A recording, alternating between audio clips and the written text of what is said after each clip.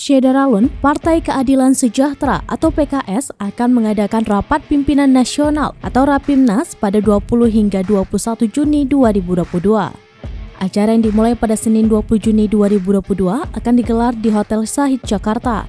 Dalam Rapimnas tersebut, PKS akan membahas sejumlah topik diantaranya tentang pemilihan presiden 2024. Ketua DPP PKS Bidang Humas Ahmad Mabruri mengatakan setelah milad ke-20 PKS mulai intens menjalin komunikasi dengan beberapa partai. Sehingga Rapimnas PKS kali ini juga akan membahas persiapan Pilpres 2024 mendatang.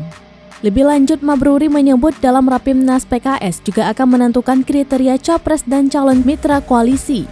Pasalnya, PKS ingin memiliki kesamaan pandangan dalam menjalin koalisi. Mabruri mengungkapkan PKS masih terbuka dengan semua kemungkinan, termasuk dengan semua partai politik dalam menentukan mitra koalisi.